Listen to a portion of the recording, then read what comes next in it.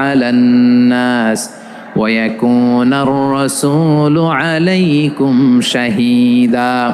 আর অনুরূপভাবে আমি তোমাদেরকে মধ্যমপন্থী উম্মত হিসেবে তৈরি করেছি, প্রেরণ করেছি, ব্যালেন্সড উম্মাহ, মধ্যমপন্থী উম্মাহ হিসেবে প্রেরণ করেছি, যাতে করে তোমরা সবার উপরে সাক্ষ্য দিতে পারো আর যাতে তোমাদের নবী হতে পারে তোমাদের উপরে সাক্ষ্যদাতা। পড়েন সুবহানাল্লাহ।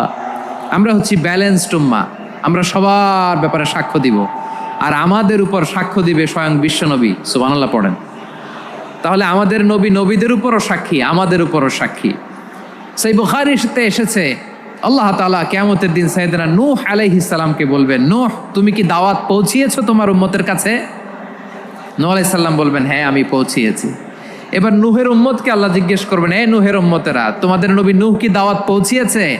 নূহের উম্মত বলবে, না আল্লাহ, আমাদের কাছে কোনো সতর্ককারী আসে নাই, কোনো নবী টবি আসে নাই, কোনো দাওয়াতও আমরা পাই নাই, আপনারাও চিনি নাই, জান্নাতও চিনি নাই, জাহান্নামও চিনি নাই। নূহ আলাইহিস সালাম বিপদে পড়ে যাবেন। তখন আল্লাহ বলবেন, নূহ তুমি বললা পৌঁছিয়েছো, তোমার উম্মত বলে কিছু পায় নাই। নূহ তোমার কি কোনো সাক্ষী আছে? তোমার কথা আর তোমার উম্মতের কথা তো মিলে না। তুমি বললা তুমি আমার নির্দেশনা দাওয়াত পৌঁছে দিয়েছো, কিন্তু তোমার উম্মত বলে পায় নাই। নূহ তোমার পক্ষে কোনো সাক্ষী আছে? নূহ আলাইহিস সালাম বলবেন, আছে। কে? উম্মতে মুহাম্মাদি। তখন আমরা বলবো, আল্লাহ নবী নূহ আলাইহিস সালাম তিনি আপনি যা যা বলেছেন ঠিক তা তার উম্মতের কাছে পৌঁছে দিয়েছে। এবার নূহের উম্মতের সাথে আমাদের ঝগড়া লাগবে। তারা বলবে, তোমরা আসছো আমাদের হাজার হাজার বছর পরে, তোমরা কি করে জানলা? তোমাদের সাক্ষী ধর্তব্য হবে না? আমরা তখন বলবো, আমাদের কোরআনে তোমাদের নবীর নামে আল্লাহ তাআলা একটা সূরা নাজিল করেছেন, সূরাতে নূহ। আওয়াজ করে পড়েন আল্লাহু আকবার।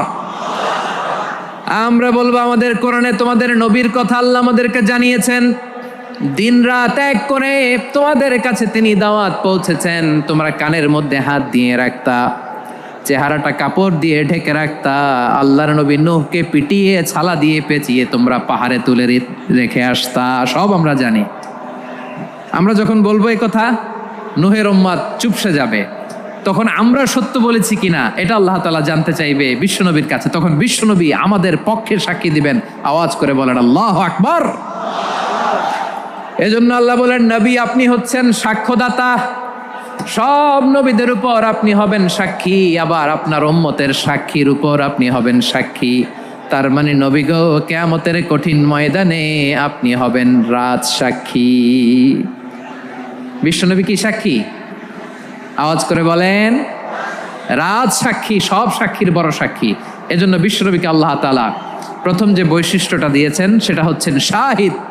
তিনি সাক্ষ্যদাতা, witness for all messenger of God and for all of us. সুবহানাল্লাহ পড়েন। তাহলে এক নম্বর বৈশিষ্ট্য বুঝতে পেরেছেন? তাহলে আল্লাহ তাআলা বিশ্বনবীর 5টি বৈশিষ্ট্যের কথা বলেছেন। একটি বৈশিষ্ট্যের ব্যাপারে আমরা জানলাম, তিনি হচ্ছেন শাহিদ, সাক্ষ্যদাতা, সবার উপরে সাক্ষ্যদাতা। 2 নম্বর বৈশিষ্ট্য হচ্ছে মুবাশশিরা, তিনি সুসংবাদদাতা। সিলেটবাসী আওয়াজ করে আমার সাথে বলো, মুবাশশিরা মানে সুসংবাদদাতা। তিনি আল্লাহর রহমতের সুসংবাদ দেন।